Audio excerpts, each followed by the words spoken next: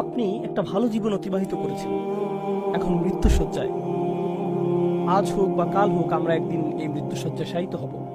আপনি শুয়ে আছেন আর আপনার চারপাশে পরিবারের সদস্যরা কান্নাকাটি করছে। আপনি কথা বলতে পারছেন না, কারণ বালাগাতিত তারাকি, রূহ ইতিমধ্যে গলায় পৌঁছে গেছে।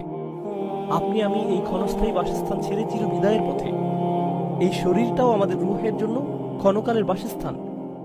আমরা এই শরীর ছেড়ে দেবার পথে। আপনার মা পাশে দাঁড়িয়ে আছে, ভাই বোনেরা এবং পরিবারের অন্যান্য সদস্যরা দাঁড়িয়ে আছে, তারা সবাই কাঁদছে। ঠিক সেই সময় আপনার চোখ খুলে গেল, এমন কিছু দেখতে পাচ্ছেন যা অন্য কেউ দেখছে না। দেখতে পেলেন ফেরেশতারা নেমে আসছে। আশেপাশের কেউ এই দৃশ্য দেখতে পাচ্ছে না, কিন্তু আপনি দেখতে পাচ্ছেন, কারণ অদৃশ্যের পর্দা আপনার সামনে থেকে সরে গেছে। আর যখন মানুষ ফেরেশতাদের দেখতে পায়, তখন তারা শুধু দুই দলের ফেরেশতাদের মাঝে যে কোনো এক দলের দেখা পায়।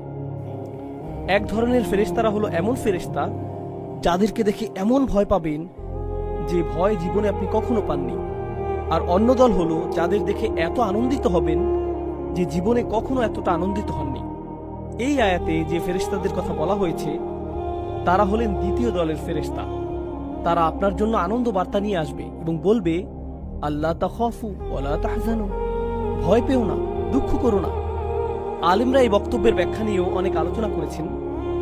ভয়ের ব্যাপারটা বুঝলাম, আপনি মারা যাচ্ছেন তাই ভয় পাওয়াটা স্বাভাবিক। এখানে লা তাহজানু, দুঃখ পেও না কেন বলা হলো?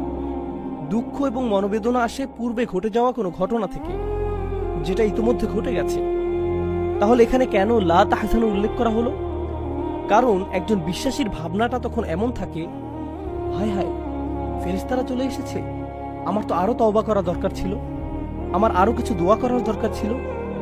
আমি তো এই বছর ইতিকাফ করার প্ল্যান করেছিলাম, আমি আরো কোরআন তেলাওয়াত করতে চেয়েছিলাম, আমার মায়ের সাথে আরো কিছু সময় ব্যয় করতে চেয়েছিলাম, আমার ভাইকে সাহায্য করতে চেয়েছিলাম, অমুক অমুক ব্যক্তিকে টাকা দিতে চেয়েছিলাম, আমি আরো কিছু সাদকা করতে চেয়েছিলাম, আমি বেহুশ হওয়ার পূর্বে চেকটা সই করতে চেয়েছিলাম। এখন আমি হাসপাতালে আর আপনারা চলে এসেছেন। আপনারা আমাকে নিয়ে যাওয়ার পূর্বে একটু চেকটা লেখার সুযোগ দিবেন। তখন ফেরেশতারা বলবে, চিন্তা করো না, তোমার কোনো সমস্যা নেই, তুমি যথেষ্ট ক্রেডিট অর্জন করেছো এবং সফলতার সাথে উত্তীর্ণ হয়েছো। লা তাহজানু ওয়া আবশিরু বিল জান্নাহ, দুঃখ করো না এবং জান্নাতের সুসংবাদ গ্রহণ করো। আল্লাতী কুনতুম তুআদুন, যার প্রতিশ্রুতি তোমাকে সব সময় দেওয়া হতো। চিন্তা করে দেখুন, মানুষটি মৃত্যুশয্যায়, তার আশেপাশে সবাই কাঁদছে, তার সে সময় এক ফোঁটা চোখের পানি